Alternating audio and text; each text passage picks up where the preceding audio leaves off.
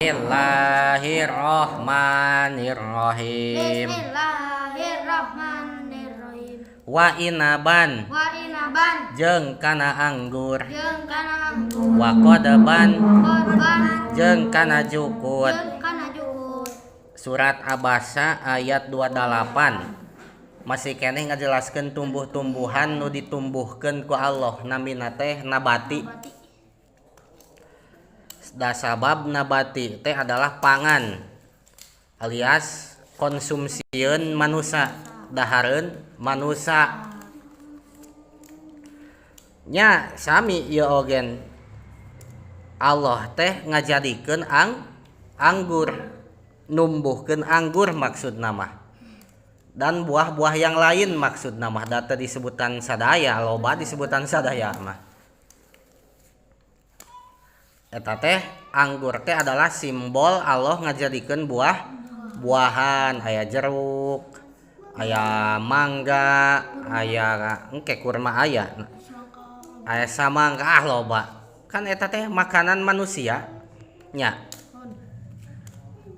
Wa qadaban jeung Allah teh numbuhkeun jukut. Jukut mah biasana parab sasatoan. Parab domba, parab sapi, anu mana domba jeung sapi teh dahareun jelema deui.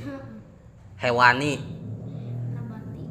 Nah, nu matak ieu teh Allah teh nuju ngabahas ketahanan pangan manusia dan ketahanan pangan untuk hewan, yang mana ketahanan pangan di dieu aya ketahanan pangan nabati, tumbuh-tumbuhan, aya ketahanan pangan hewani, makanan manusia teh. Ngan di dia Allah ngabahas ketahanan pangan nabati, tumbuhan. Coba lamun Allah henteu nurunkeun hujan lami, maka taneuh teh bakal garing. Kulantaran taneuh garing, tidak ada air, halodo panjang, maka tumbuh-tumbuhan ge nu aya bakal paeh. Anu aya bakal paeh, nu eueuh, nu can aya moal jadi-jadi gitu. Biasana teh kitu kan, sunatilahna teh lamun naon? Lamun halodo panjang teh sunatilahna teh pararaeh tumbuh-tumbuhan teh.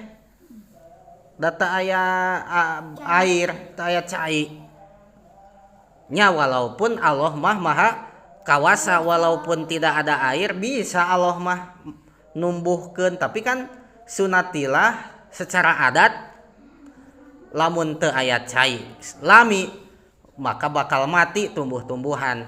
Lamun mati tumbuh-tumbuhan maka berkuranglah pangan manusia gitu. Kartos teh oke. Lamun kurang ketahanan pangan manusia berarti jelema teh hese rek naon teh ek dahar teh. Lamun heser dahar jeung ek dahar jeung nginum dauh cai halodo misalkeun kumaha. Meureunan lolobana teh lapar jelema teh jeung halabhab.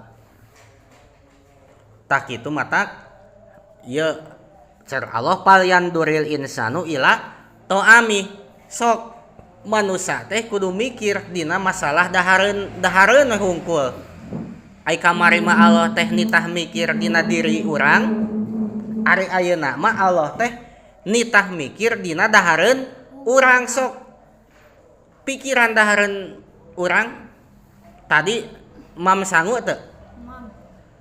Sangu teh tina naon? Tina beas teh tina padi. Sangu teh tina beas, ari beas? Tina padi. Ari padi? Tina parenya. Tina bibijian pare. Tina tumbuhan padi di sawah atawa di huma. Ari padi jadina kumaha? Dipelak.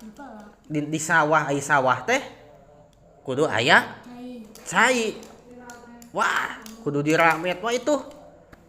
Kan lamun di pikiran mah dahareun urang teh sangat panjang prosesna teh.